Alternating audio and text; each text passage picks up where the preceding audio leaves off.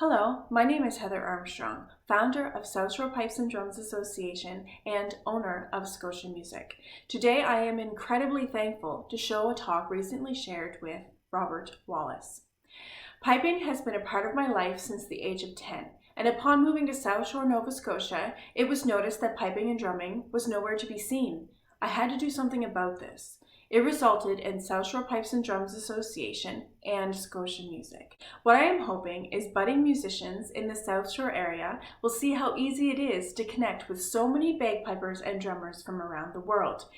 Ever since the passing of Jim Bain, one of my bagpiping mentors, I feel it is my duty to ensure Celtic music stays alive.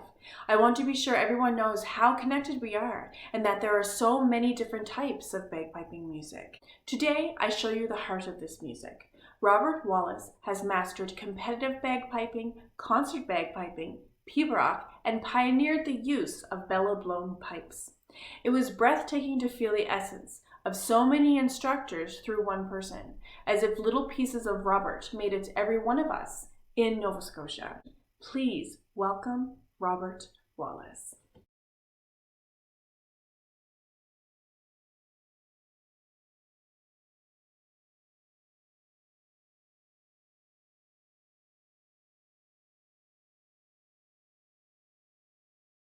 Well, he was quite the musician, Bob. You know, a fantastic musician and quite a taciturn man, but hard to get on with.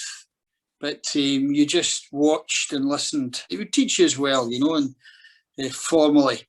But also, you learned as much just by watching him and listening to what he said, you know. So, because I was with Bob for about 10 years, so that was very formative, really, and learned an awful lot from him.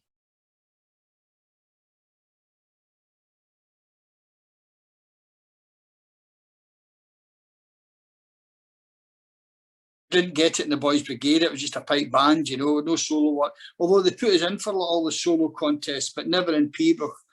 And Bob started me on pibroch and just kind of took off from there, you know. But once I left the Muirheads band, I worked more. I went more into the solos at that point, you know.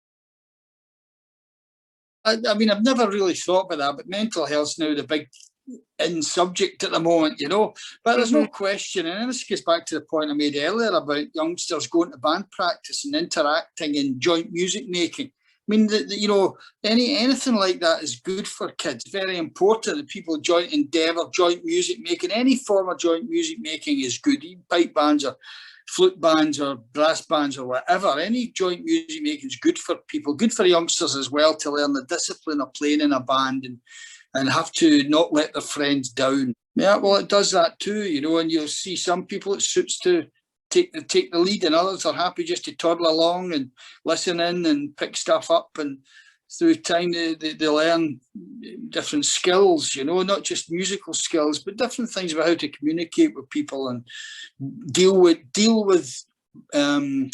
how to deal with setbacks. You know, maybe your contest didn't go so well. Well, you try harder next time and you work to eliminate your problems. And sometimes in society today, everyone's got to be a winner. Well, you know, that's not what happens in pipe bands. It's a very, very quick kind of learning experience when a kid goes to a contest, or an adult goes to a contest and suddenly finds that they're not as good as they thought they were. Too much today, I think, we're cushioned from a lot of disappointment. Well, if you learn to handle disappointment, then that's a very good skill to learn. Try to be better so that next time you go out, you've improved, and that's the way to handle it, you know. I remember winning the World Championships in the juvenile band in my first competition with the band, which was, I was only 12, you know, so you never forget that, you know.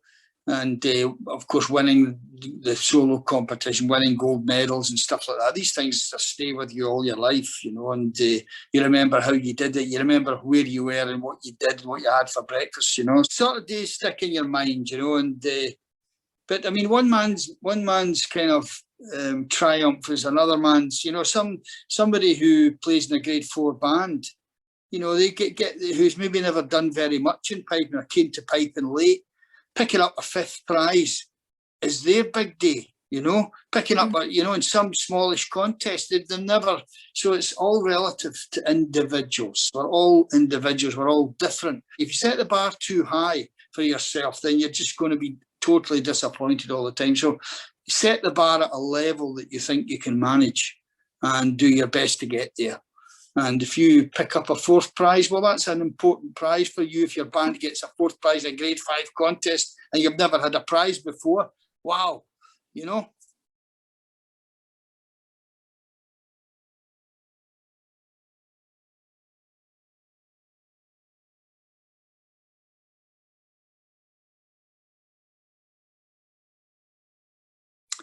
What the weather here is so bad that you can't sit outside, and beer gardens don't really exist, you know. So we've been sitting outside with our anoraks on, and we're wrapped up. So it'd be nice to get inside. I like to hear them all, but I mean, I've always enjoyed the Field Marshal, and I've always enjoyed SFU, and on their day, you see, they all come and go. They blow hot and cold, and I can see different. Like the Bog Hall's always been a band I've enjoyed listening to play, although they've never won the Worlds. They don't win a lot of championships. St Lawrence O'Toole, a very musical band, and you know, great band to listen to. So any of the top grade 1 bands are, on their day, can be as enjoyable, you know. But I mean, the record of Richard Parkes and Field Marshal is just incredible. You have to be right up there on anybody's list. But Glasgow Police, or Strathclyde Police under Ian McClellan, my own band, Muirhead and Sons, Edinburgh Police Band in their day in the early 70s, mid to early 70s, Shots under Tom and John Jock McAllister. These were great bands. They'd all have been great bands today, 50 years on. They would all have been great bands today. But it's easier for us today because we've got so many synthetic bags, adjustable blow sticks, and it's a far easier instrument now than it was. They've got it easy. Oh, dude, that is so true. And you know, I didn't even know, you know, the valve way back when. I love when we get a new or an older set of pipes and you look and you see the valve was just a piece of leather. And is it true that before you used to use your tongue to stop it? Yeah, some pipers did. John Burgess was a famous piper who used to use his tongue. That is amazing. See, we are so spoiled now. Yeah.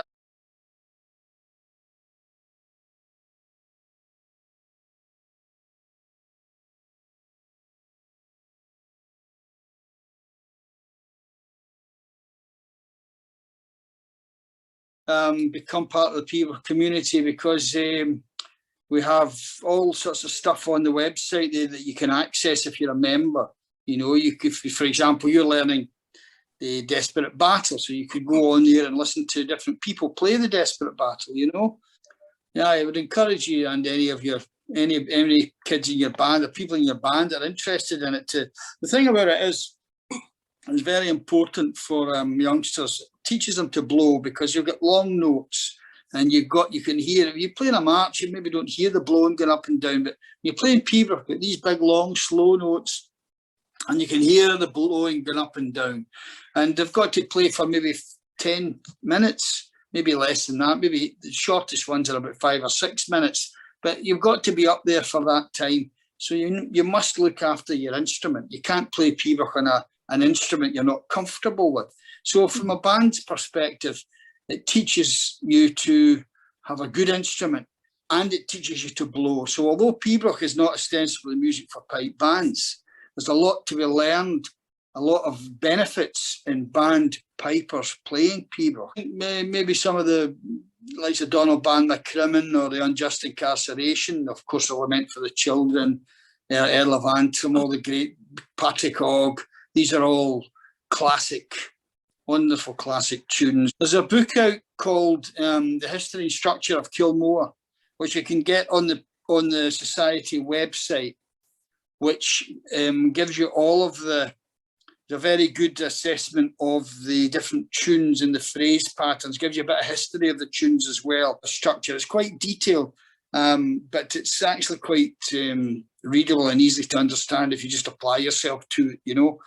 So it gives you a full breakdown in lots and lots of tunes, primary, secondary, tertiary, and all the rest of it. Also, Seamus McNeill's book called Pibroch.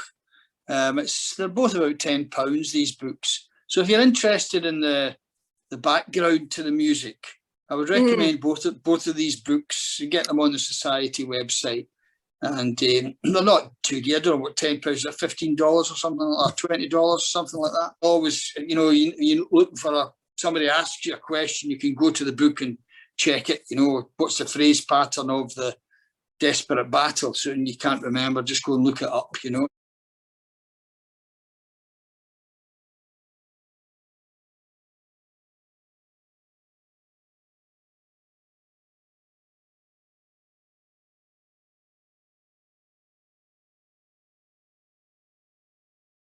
Well, usually most of our platform is competition, and but the requirements are much the same.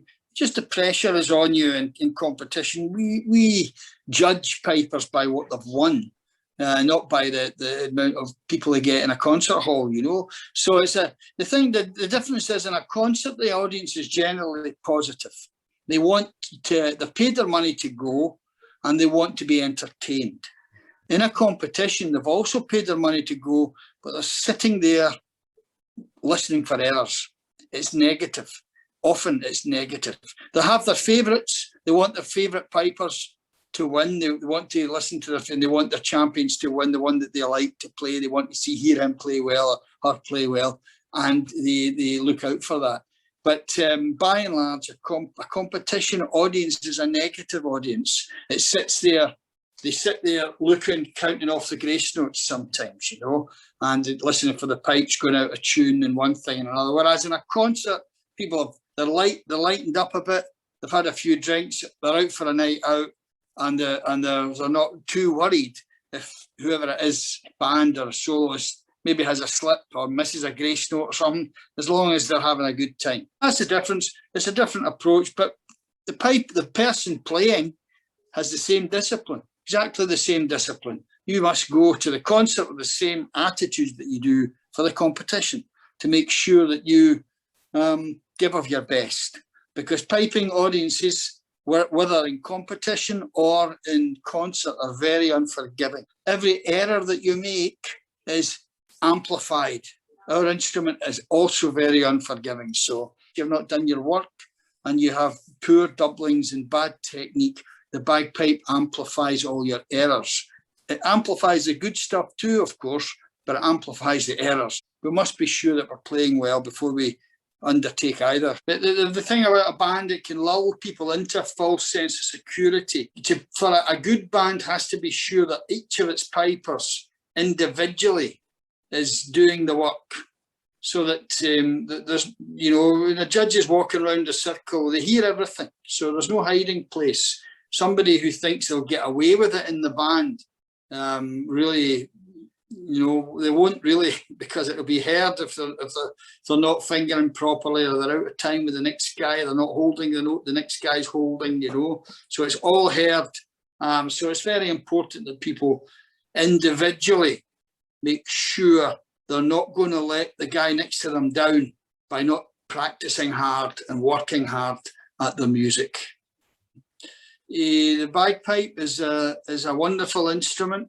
It should be treated with respect and honoured, and you're privileged to be in the great fraternity of pipers worldwide, and treat the instrument with respect, work hard at the music, and you will have a life of fulfilment playing this instrument. It's not just a Scottish instrument now, it's an international instrument, and it opens doors and puts smiles on people's faces wherever you are in the world.